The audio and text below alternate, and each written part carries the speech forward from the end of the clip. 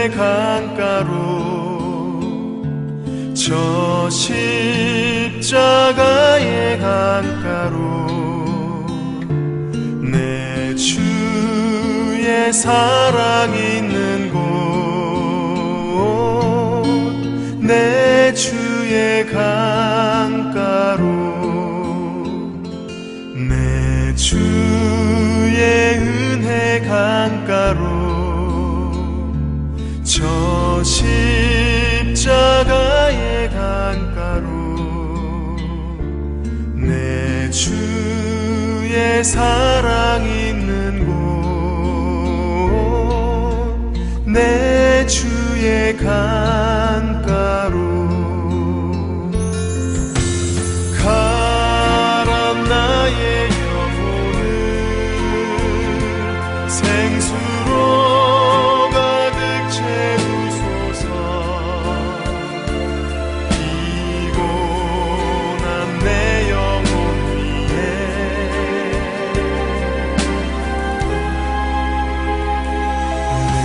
주의 은혜 강가로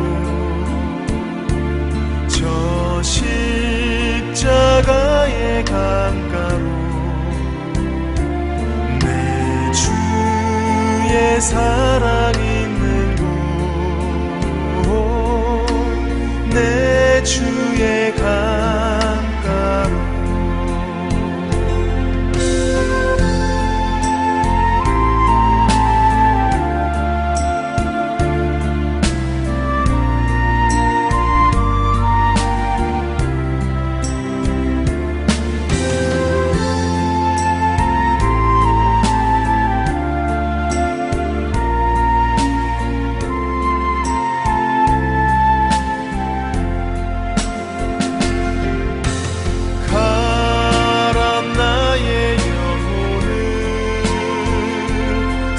생수로 가득 채우소서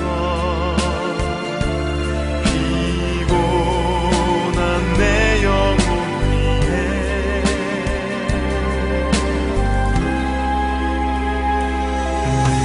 주의 은혜 강가로 저 십자가의 강가로 주의 사랑 있는 곳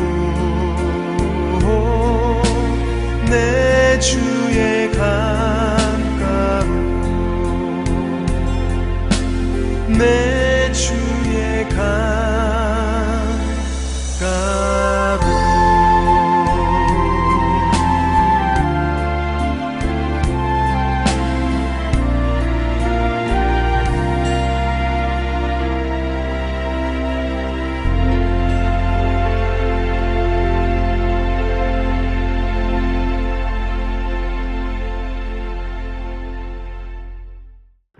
오늘 우리에게 주신 하나님의 말씀은 로마서 12장 9절에서 13절까지의 말씀입니다.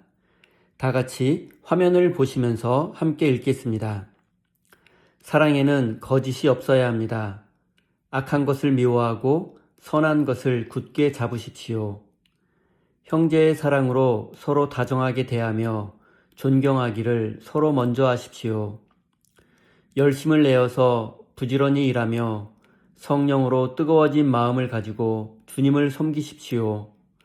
소망을 품고 즐거워하며 환난을 당할 때에 참으며 기도를 꾸준히 하십시오. 성도들이 쓸 것을 공급하고 손님 대접하기를 힘쓰십시오. 아멘. 하나님께서 이 말씀을 통하여 우리에게 은혜 주시기를 원합니다. 하나님의 크신 사랑과 은총이 여러분의 삶에 함께 하시기를 빕니다. 오늘은 진실하게, 뜨겁게, 그리고 아낌없이라는 제목으로 함께 하나님의 말씀을 나누겠습니다. 유명한 심리학자 에리 프롬은 그의 저서 사랑의 기술에서 현대인들이 사랑에 대해 가지고 있는 큰 착각 하나를 지적합니다.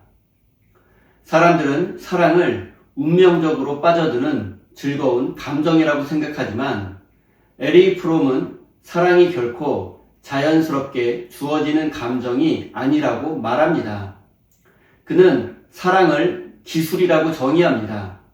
미술이나 음악, 그리고 건축 기술을 배우기 위해서 노력하고 훈련해야 하듯이 진정한 사랑 역시 지식과 노력, 그리고 굳은 의지와 결단이 필요한 능동적인 활동이라는 것입니다. 가만히 앉아서 왜 나를 사랑해 주지 않느냐고 묻는 것은 진정한 사랑이 아니며 스스로의 인격을 성숙시켜 타인을 향해 적극적으로 나아가는 훈련을 거칠 때 비로소 우리는 참된 사랑을 시작할 수 있습니다.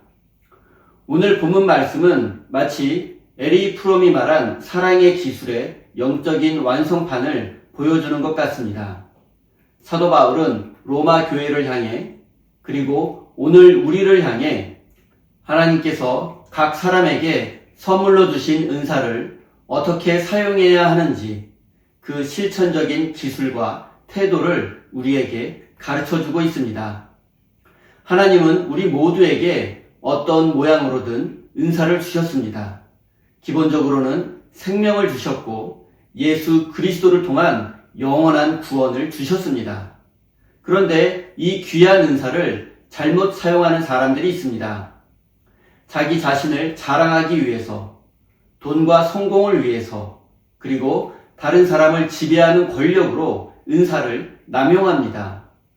사도 바울은 이런 자들을 향해서 성령으로 시작했다가 육체로 마치겠느냐고 경고하기도 했습니다. 그렇다면 하나님이 주신 은사, 하나님이 주신 나의 삶과 생명을 어떤 마음과 태도로 사용해야 하겠습니까? 첫 번째로 사도 바울은 은사를 사용할 때 반드시 사랑으로 해야 함을 강조했습니다. 9절입니다. 사랑에는 거짓이 없어야 합니다. 악한 것을 미워하고 선한 것을 굳게 잡으십시오. 우리가 잘 아는 대로 성경은 하나님은 사랑이라고 정의합니다. 하나님은 다른 조건이나 계약 없이 영원한 생명을 우리에게 거저 주셨습니다. 신약 성경은 헬라어로 기록되었는데 그 헬라어에는 사랑을 뜻하는 여러 단어가 있습니다. 남녀 간의 사랑을 뜻하는 에로스, 부모 자식 간의 사랑은 스트로게, 친구 간의 우정은 필리아입니다. 그리고 이 모든 인간적인 사랑이 아름답기는 하지만 때로는 변덕스럽고 복잡하며 또 위선의 가면을 쓰기도 합니다. 그러나 성경이 요구하는 사랑은 오직 하나님만이 주실 수 있는 거룩하고 희생적인 사랑, 바로 아가페입니다. 아가페의 사랑에는 거짓이 용납될 수 없습니다. 그래서 바울은 악한 것을 미워하고 선한 것을 굳게 잡으라고 말합니다. 하나님의 사랑은 죄인인 우리를 끝까지 품어주시지만 결코 악을 용납하거나 타협하지는 않습니다. 우리가 하나님의 은사를 아가페의 사랑으로 쓴다고 하면서 동시에 교만하고 거짓되며 형제를 이간질한다면 그것은 거짓된 사랑입니다. 우리는 오직 선에 속하여 위선 없는 진실함으로 형제를 사랑해야 합니다.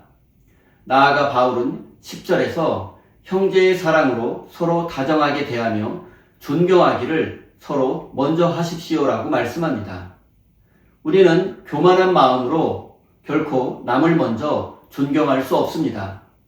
그 사람의 학력이나 재산, 그리고 외모가 나보다 나아서 존경하는 것이 아닙니다.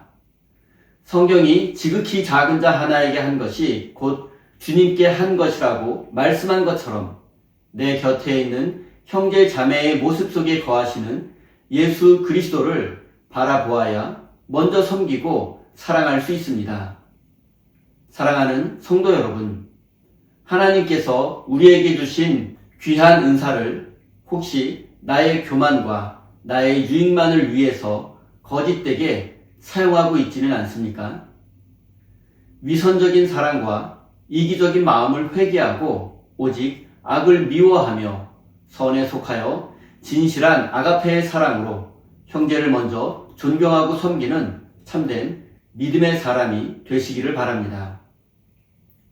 두 번째로 은사는 부지런함과 열심으로 사용해야 합니다. 11절입니다. 열심을 내어 부지런히 일하며 성령으로 뜨거워진 마음을 가지고 주님을 섬기십시오. 예수님을 믿는 사람은 세상 누구보다 부지런해야 합니다.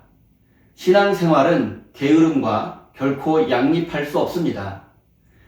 예수님께서도 공생애를 시작하기 전에는 몫으로 땀 흘려 일하셨고 공생애 기간에는 내 아버지께서 일하시니 나도 일한다고 말씀하시며 열심히 일하셨습니다. 그리고 여기 뜨거워진 마음으로 주님을 섬긴다는 말씀 속에서 뜨거워진 마음은 헬라어로 제오이며 물이 끓어오른다 그리고 마음이 불타오른다라는 뜻을 가지고 있습니다. 억지로 하는 열심은 열심이 아닙니다. 이것은 금방 식어버리고 허탈감을 가져오며 실망과 불평을 동반하기 때문입니다. 하지만 성령께서 부어주시는 열심, 하나님을 진정으로 사랑하는 마음에서 우러나오는 열심은 꺼지지 않습니다. 구약의 선지자 예레미야는 타락한 이스라엘 백성들에게 멸망을 선포해야 했고 그 결과 매를 맞고 감옥에 갇히기도 했습니다. 견디다 못한 예레미야는 다시는 하나님의 말씀을 선포하지 않겠다고 다짐했습니다. 그러나 그는 마음이 불타오르는 것 같고 답답하고 견딜 수 없어서 결국 하나님의 말씀을 선포할 수밖에 없었습니다. 이것이 바로 제오, 곧 성령으로 뜨거워진 마음입니다. 그리고 이렇게 성령으로 뜨거워진 마음은 내 기분이나 주변 상황에 따라 변하지 않습니다. 그래서 바울은 12절에서 소망을 품고 즐거워하며 환난 당할 때에 참으며 기도를 꾸준히 하라고 말씀합니다. 도무지 즐거워할 수 없는 절망적인 상황 속에서도 하나님이 이루실 소망을 바라보며 즐거워하는 열심입니다. 칭찬을 들을 때에만 일하는 것이 아니라 억울하고 힘든 환난 중에도 묵묵히 참아내는 열심입니다. 그리고 내 힘과 방법이 다 끊어졌을 때 오직 하나님 한 분만이 우리를 도울 수 있다고 믿고 꾸준히 기도하는 것입니다. 사랑하는 성도 여러분, 우리의 신앙생활이 어느새 차지도 뜨겁지도 않은 미지근한 상태로 전락하지 않았습니까? 영적인 게으름과 상황에 따라 마음을 바꾸었던 것을 회개하고 환난 중에도 소망을 품고 꾸준히 기도하며 예레미야처럼 성령으로 불타오르는 거룩한 믿음의 사람이 되시기 바랍니다. 세 번째로 하나님이 주신 은사는 이기적인 목적이 아니라 타인의 필요를 채우는 대접과 섬김을 위해서 사용되어져야 합니다. 13절입니다. 성도들의 쓸 것을 공급하고 손님 대접하기를 힘쓰십시오. 열심히 일하여 얻은 은사와 축복의 최종 목적지는 나 자신이 아닙니다. 로마 교회 안에는 몇몇 귀족들도 있었지만 대부분의 성도들은 노예와 여성 그리고 가난하고 소외된 사람들이었습니다. 그래서 바울은 성도들의 쓸 것을 공급하라고 말씀한 것입니다.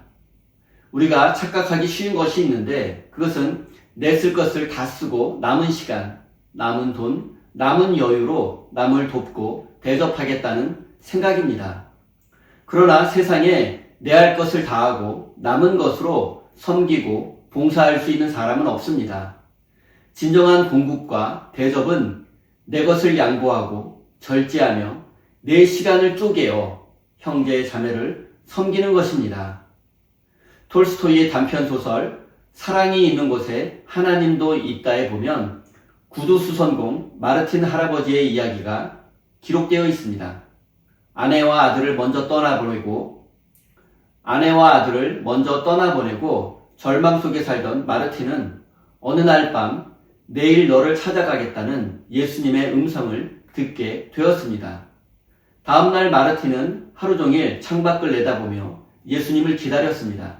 하지만 그가 만난 사람은 매서운 추위에 떨며 눈을 치우는 청소부, 그리고 홀로 아기를 안고 헐벗은 모습으로 길가를 서성이는 여성, 또 시장에서 사과를 훔치다 붙잡힌 굶주린 소년뿐이었습니다.